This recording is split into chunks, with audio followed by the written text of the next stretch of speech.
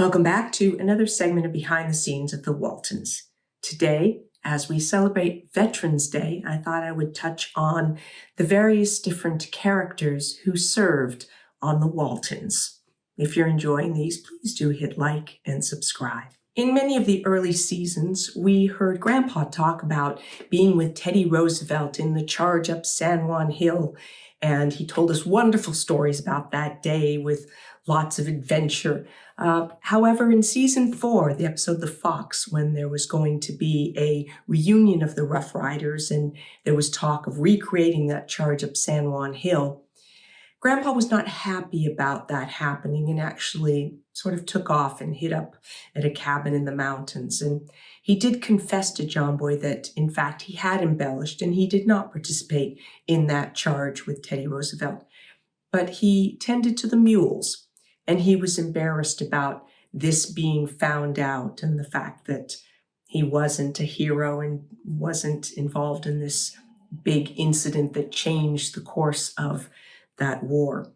But by the end of the episode, we found out that he really was a hero because he had saved one of his fellow men when the gunfire was happening and that man had been wounded, and he risked his own life to carry him out of the danger. So Grandpa did serve in the Spanish-American War and was a hero. Both John and his brother Ben served in World War I. In Season 1's episode, The Legend, John's fellow army buddy, Tip Harrison, shows up on the mountain and wants to just reminisce about all their great war stories and stuff. And John's kind of moved past it, but Tip has not, and struggles with not being part of those adventures and all of that he sort of lived for. We do see John in his uniform from the war. We also know that our Uncle Ben and John's brother Ben was killed in World War I. And later in the episode, The Hero, which is honoring those who were in World War I, it's celebrating the end of World War I. Our brother Ben, builds a bench in memory of those from the area that died in the war and in honor of Uncle Ben, and Grandpa is very touched by this. The Legend was written by John McGreevy, who wrote a number of episodes of our series. At times, I've been asked about how much of the storylines were real and how much of them were based on Earl's actual experiences growing up. And some of them were, and as his son Scott said, were then embellished. But other episodes were based on things from the writer's actual life. In this case, in Goodnight John Boy, regarding the episode The Legend, John McGreevy said, "As I recall, we wanted an episode that would focus on John Walton. My father was a World War I veteran, as was John. When I was growing up, not on Walton's Mountain, but in Indiana, my father's memories of his World War I buddies were very vivid. The particular character in The Legend came to be a recreation of one of those wartime trench mates."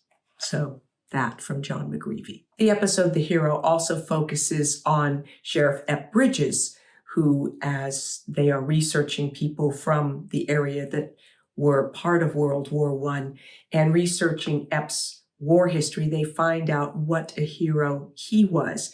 He's always been very low-key about it. When he talks with John Boy, he explains that it isn't something that he likes to remember because it was a very difficult time and he doesn't want it to be glorified or his actions to be glorified. He just did what he needed to do and ended up with all these medals, but it's not something that he wants to boast about. We also in that episode meet Sarah Griffiths, who served, she drove ambulances and was a nurse and was in uniform also during World War I, and that is where she and Ep are finally reunited. As the activities in Europe are heating up and members of the community are starting to look at this impending war in Europe, we start getting members of the community who are signing up. In the volunteer, G.W. Haynes, after proposing to Erin and having her turn him down, decides to join the army. So this is one of the first members of the community that we know that signs up. And then, of course, Kurt is also called up to active duty to serve in the U.S. Medical Corps. Mary Ellen's none too happy about that and would like him to remain home, but he's obligated to serve. And then, of course, in the first casualty, we learn of the death of GW in a training accident. So the first person on Walton's Mountain that we knew who was lost to that war. And then sadly, in Day of Infamy, we find out that Kurt, who was stationed at Pearl Harbor, was killed in the attack on Pearl Harbor. We also find out that Jody, Verdi and Harley's son, who had signed up for the Navy, was also stationed in Pearl Harbor and was, although he is okay, will be fine, he was injured in the attack, wounded in the attack on Pearl Harbor. Most of the boys in the family, in fact, all of them ultimately did sign up and serve. Jason initially joins the National Guard. We first see him in uniform in the Hiding Place episode when he's playing piano and the Baldwin's cousin Hillary faints because he is a spitting image of her own son who died in Germany. And then Jason goes through a point where he struggles with his conscience about becoming a conscientious objector. In the end, he does end up signing up. And in the episode The Triumph, he has a situation where he needs to deal with a sniper who is taking out members of his company. And Jason has a real tense moment there trying to take out this sniper before his entire company is taken out.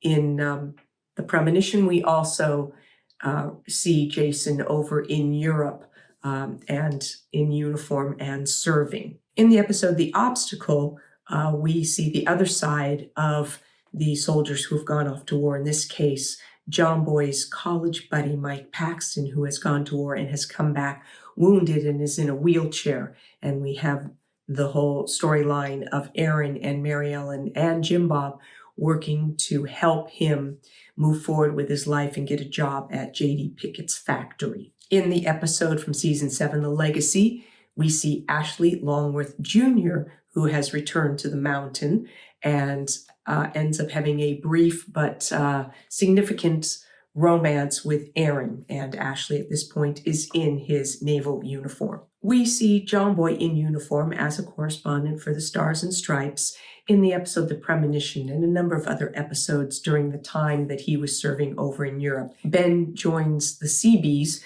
and is stationed in the South Pacific. He ends up becoming a prisoner of war. And then in the episode The Last 10 Days, he manages to not really escape, but they are taken out and he thinks that they're going to be shot since they're hearing that the war is coming to an end. But indeed, they are released and Ben comes home to the family. Jim Bob has always wanted to fly and be a pilot with the Air Force, basically, but he fails his eye exam and he thinks that it's going to be all over for him. But later on, he does indeed sign up, not as a pilot, but we do see him heading off with his brothers. Then in later episodes in The Hot Rod, we see him coming back with Jodie Foster. They are both in uniform at this point, having both served and both being released and heading back to the mountain after the war is over. Touching on others who were in uniform or served, Tony Hazelton, who became the love interest of Jason, was a sergeant and drove one of the ranking officers. So we saw her in a number of episodes in uniform. We also, in The Furlough, we find out that Ike had gotten a draft notice, which he ignored, and then is arrested for draft evasion. They take him, they put him through an initial exam. And of course, because of his age and whatnot, he is declined in terms of being an active soldier. In the furlough, we also find out that John Boy's plane was shot down, and as his memory is returning, he's able to share more of what had happened to him in Europe. We touch on the subject of PTSD in the episode The Portrait, when Derek Pembroke, who has come back from serving in Paris, is going through his own personal trauma about what he saw and experienced over there. Various aspects of what it was like on the home front during the war are touched on in episodes. We know that Ike has taken over heading up the sort of civil defense, and they do various different exercises to make sure that the community is ready in case of some sort of an emergency. There are training exercises that are held by the Army near Drusilla's Pond. In the Battle of Drusilla's Pond, we see that. And also we see the morale type of activities that are put together. Amy and Elizabeth learn a patriotic dance that they share, a tap dance, also in the Battle of Drusilla's Pond. For me, in one of the most poignant scenes regarding the war and the family was at the end of the episode The Valediction, after Jim Bob graduates from high school, and there is a point where we see all four of the brothers who are heading off to the various different branches of the military that they will be serving in. And the rest of the family is left behind to pray and to worry and to hope for their safe return. It has been my pleasure to do this episode for Veterans Day and to honor all of you out there, all of the veterans who have served. And we thank you for your service on behalf of all of us. I'll be back with more behind the scenes of the Waltons, more Ask Judy, and more special guests. Thanks for watching.